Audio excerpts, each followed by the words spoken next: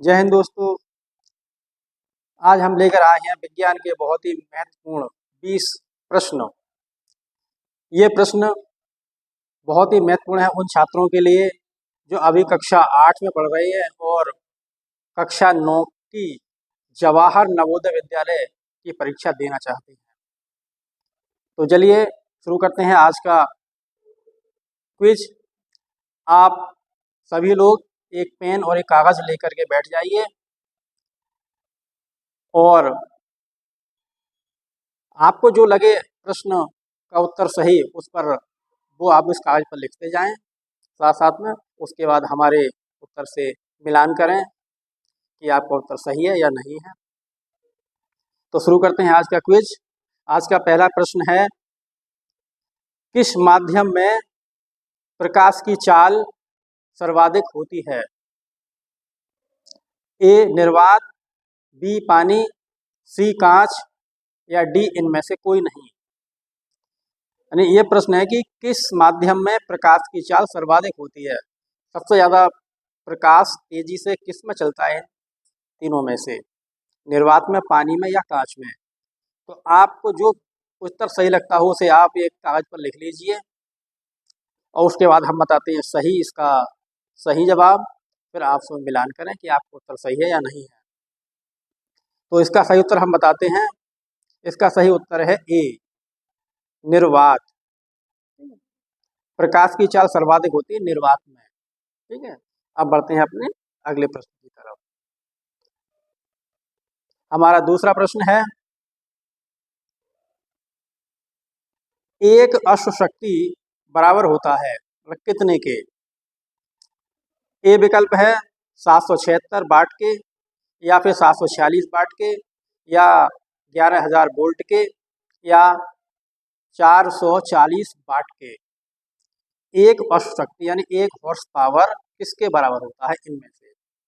तो आपको जो भी प्रश्न का इसका उत्तर सही लग रहा हो उसे आप कागज पर लिख लीजिए, फिर उसे हमारे उत्तर से मिलान कीजिए बाद में। तो हम बताते हैं इसका सही जवाब। इसका सही जवाब है बी 746 वाट। एक अश्व शक्ति यानी एक हॉर्स पावर 746 वाट के बराबर होता है। तो अब तक 2 प्रश्न हो गए, अब चलते हैं आगे तीसरे प्रश्न की तरफ। तीसरा प्रश्न है हमारा, निकट दृष्टि दोष दूर करने के लिए किस लेंस का प्रयोग किया जाता है? ए विकल्प है उत्तल, या बी अवतल, या फिर सी समतल, या डी बेलनाकार।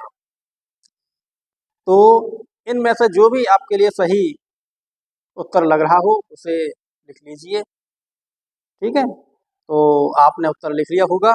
अब हम बताते हैं इसका सही जवाब। इसका सही जवाब है अवतल लेंस। ठीक है, निकट दृष्टि दोष दूर करने के लिए अवतल लेंस का प्रयोग किया जाता है। ठीक है, आगे बढ़ते हैं। अब अगला हमारा प्रश्न है,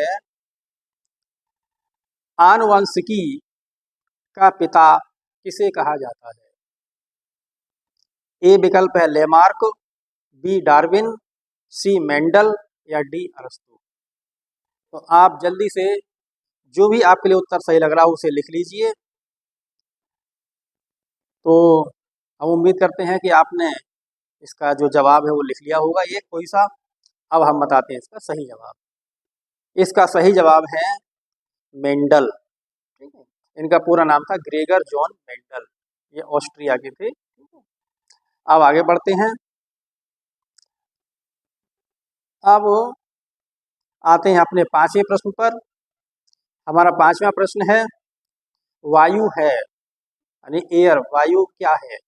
इन तीनों में से क्या है? मिश्रण है क्या, या यौगिक है, या तत्व है, या फिर ये सभी है? वायु जो है वो इनमें से क्या है? तो इसका जो भी जवाब आपके लिए सही लग रहा हो उसे आप नोट कर लीजिए कागज पर और उसके बाद हमारे उत्तर से मैच कराइए और फिर देखिए कि क्या आपका उत्तर सही था या गलत था। तो इसका सही जवाब हम बताते हैं, इसका सही जवाब है मिश्रण। ठीक है, वायु एक मिश्रण है। वायु क्या है? कई गैसों का मिश्रण है। वायु में बहुत सारी गैस होती है जिनमें नाइट्रोजन ऑक्सीजन सर्वाधिक होती है। ठीक है, नाइट्रोजन 78% और ऑक्सीजन 21% और बाकी अन्य गैसें होती हैं। आगे बढ़ते हैं। अब हमारा अगला प्रश्न है, हमारा अगला प्रश्न है छठा, जल का वाष्प में परिवर्तन कहलाता है। जल का वाष्प में परिवर्तन क्या कहलाता है? ए प्राकृतिक, या बी भौतिक, या सी रासायनिक, या डी जैविक। तो जो जल का वाष्प में बदलना है, मतलब बदल जा, जो जल वाष्प में बदल जाता है, वो परिवर्तन कैसा परिवर्तन कहलाता है? प्राकृतिक, भौतिक, या रासायनिक, या जैविक। तो इनमें से जो उत्तर आप पे सही लग रहा है उसे आप नोट कर लीजिए। ठीक है, तो हम उम्मीद करते हैं कि आपने इसका एक सही जवाब लिख लिया होगा। अब हम बताते हैं इसका सही जवाब। जल का वाष्प में परिवर्तन जो होता है वो होता है भौतिक परिवर्तन। भौतिक परिवर्तन में क्या होता है कि जब पदार्थ में कोई परिवर्तन होता है और उसकी जो परिस्थितियां हैं फिर पहले जैसी कर दी जाएं, तो वो पदार्थ फिर पहले जैसा हो जाता है। जैसे जल को अगर गर्म करेंगे तो वो वाष्प बन जाएगा, और उसे ठंडा करेंगे तो फिर वो पानी बन जाएगा, फिर जल बन जाएगा। इसे इसके इसे कहते हैं भौतिक परिवर्तन। और रासायनिक परिवर्तन में एक बार अगर पदार्थ चेंज हो जाता है तो पुनः अपने असली रूप में फिर नहीं आ सकता। जैसे दूध से दही बनना, अगर दूध का दही बन जाएगा तो फिर दही से दूध नहीं बना सकते, चाहे कितना ही प्रयास कर रहे हैं। ठीक है, अब आते हैं अपने अगले प्रश्न पर। अगला प्रश्न है हमारा सातवां, वायुमंडल की आर्द्रता मापने वाला यंत्र है। ठीक है, ए हाइड्रोमीटर, बी हाइग्रोमीटर, या सी ग्रेविमीटर, या फिर डी मैनोमीटर। तो वायुमंडल की जो आर्द्रता है, ह्यूमिडिटी है, उसे नापने वाला यंत्र इनमें से कौन सा है चारों में से?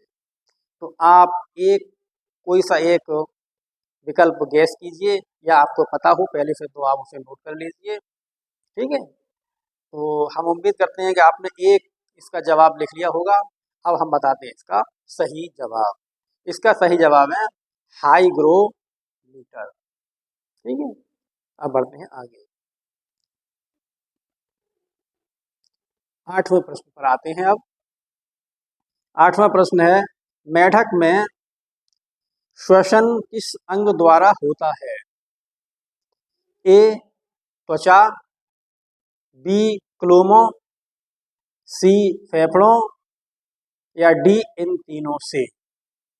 जो मेढक है उसमें श्वसन किस अंग द्वारा होता है? या त्वचा से होता है, या क्लोमों से होता है, या फेफड़ों से होता है, या इन तीनों से होता है? तो आपको जो भी सही लग रहा हो इनमें विकल्प में, जो भी विकल्प सही लग रहा हो वो लिख लीजिए, और उसके बाद हम बताते हैं इसका सही जवाब। तो इसका जो सही जवाब है वो है इन तीनों से। मेढक में श्वसन त्वचा से भी होता है, क्लोमों से भी होता है, और फेफड़ों से भी होता है। ठीक है, अब बढ़ते हैं आगे। हमारा नौवां प्रश्न है, गोबर गैस में कौन सी गैस होती है?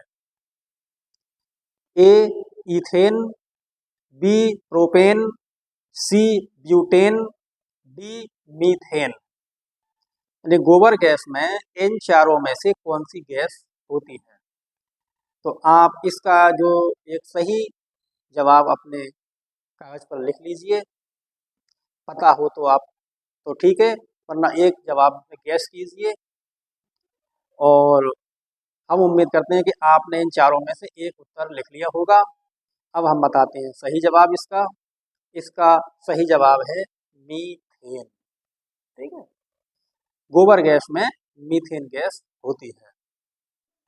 हमारा 10वां प्रश्न है, केसर बनाने के लिए पौधे का कौन सा भाग उपयोग किया जाता है? ए पत्ती, बी पंखुड़ी, सी बाह्यदल, डी वर्तिकाग्र। यानी जो केसर जो बनता है, केसर जो है वो इस पौधे का कौन सा भाग है इनमें से? क्या वो पत्ती होता है, या पंखुड़ी होता है, या बाह्यदल होते हैं, या वर्तिकाग्र होता है?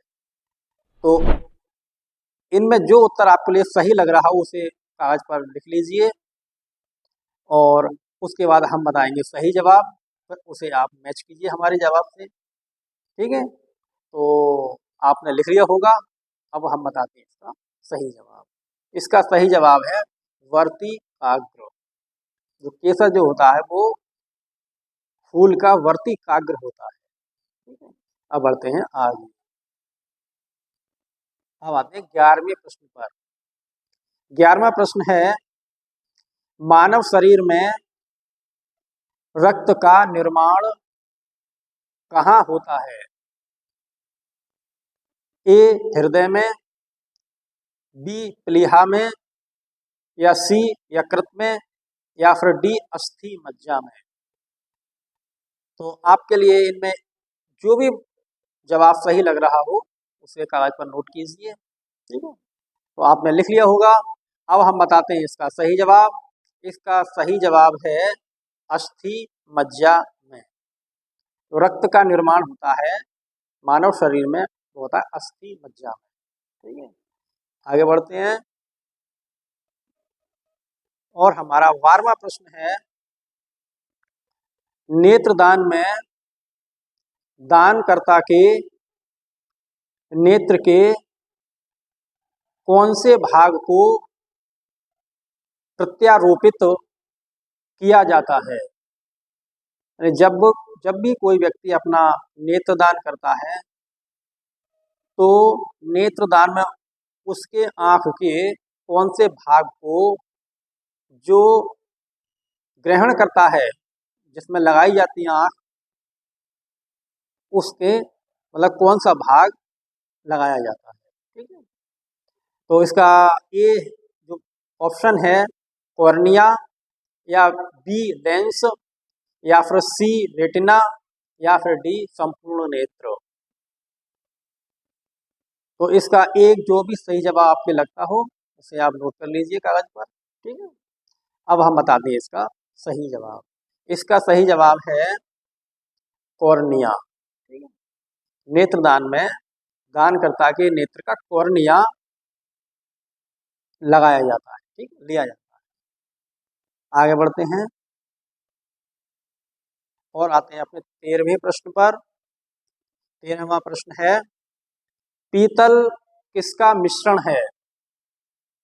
जो पीतल होता है वो किस किस का मिश्रण है?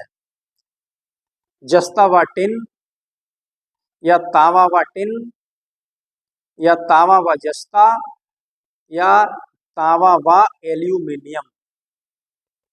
पीतल मतलब एक धातु नहीं है, पीतल मिश्र धातु है जो दो धातुओं को मिलाकर बनाई जाती है। तो उनमें वो कौन कौन सी धातुएं हैं जिनसे मिलकर पीतल बनता है? तो इसका जो भी जवाब आपके लिए सही लग रहा हो इन चारों में वो लिख लीजिए, और हम बताते हैं अब इसका सही जवाब। इसका सही जवाब है तांबा व जस्ता। तांबा और जस्ता को मिला करके पीतल बनता है। ठीक है, अब आगे बढ़ते हैं। अगला प्रश्न है,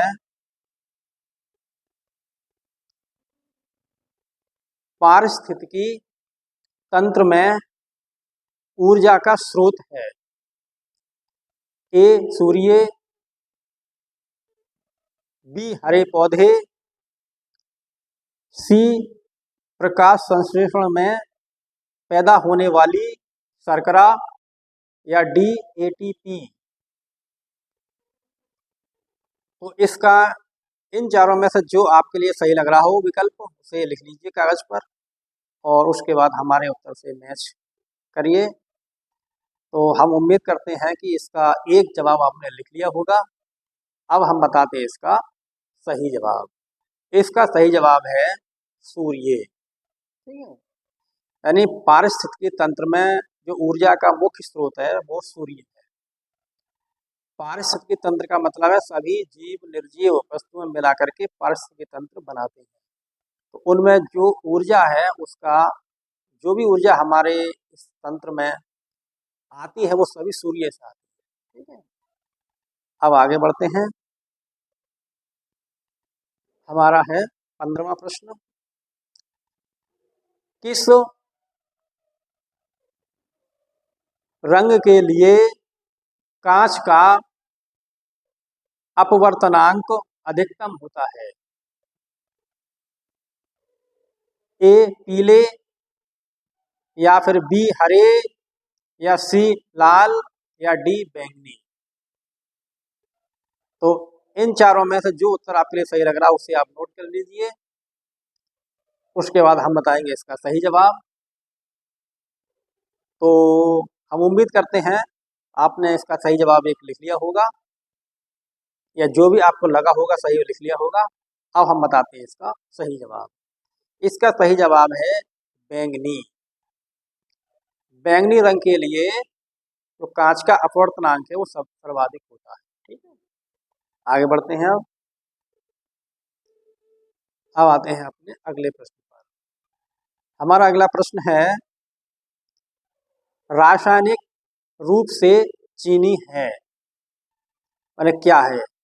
यूरिया है, या ग्लूकोज है, या फ्रक्टोज है, या सुक्रोज है? रासायनिक रूप से जो चीनी है वो क्या है? ठीक है, तो इनमें से जो आपके लिए सही लग रहा हो उसे आप लिख लीजिए कागज पर।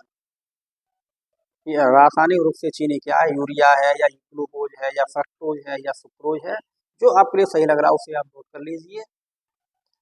ठीक है, तो हम उम्मीद करते हैं कि आपने इसका एक जवाब लिख लिया होगा। अब हम बताते हैं इसका सही जवाब। इसका सही जवाब है सुक्रोज। चीनी रासायनिक रूप से सुक्रोज है। ठीक है, आगे बढ़ते हैं। अब आते हैं अपने 17वें प्रश्न पर। हमारा आज का 17वां प्रश्न है, मच्छरों के नियंत्रण हेतु प्रयोग होने वाली कीटभक्षी मछली है? ए हिल्सा, बी लेबियो, सी गैम्बूशिया, डी मिस्टस। यानी मच्छरों के नियंत्रण के लिए मतलब कौन सी मछली का प्रयोग किया जाता है? क्या हिल्सा का, या लेबियो का, या गैम्बूशिया का, या मिस्टस का? तो इन चारों में से जो आपके लिए सही लगता हो उसे आप नोट कर लीजिए। तो हम उम्मीद करते हैं कि आपने इसका कोई एक जवाब लिख लिया होगा। और अब हम बताते हैं इसका सही जवाब।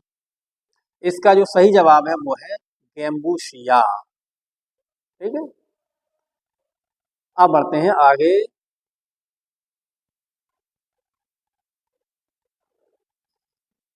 18वें प्रश्न पर आते हैं। 18वां प्रश्न है, ध्वनि की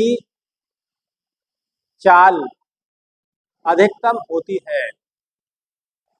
ये ध्वनि की चाल अधिकतम इसमें से किस में होती है? ए विकल्प है वायु में, या बी निर्वात में, या सी जल में, या फिर डी इस्पात में?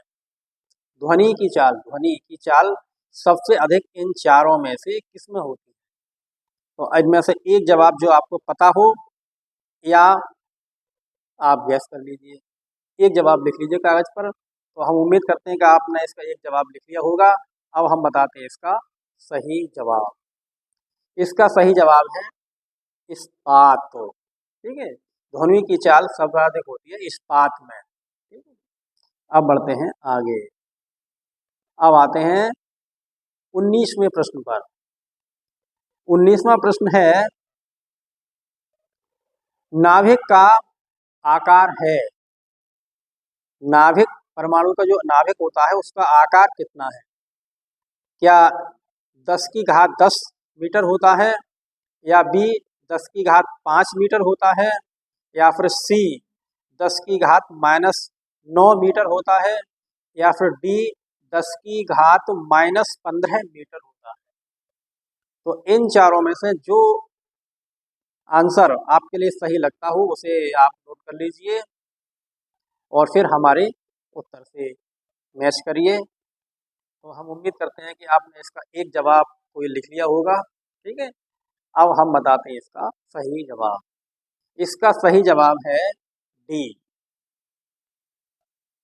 10 की घात -15 मीटर।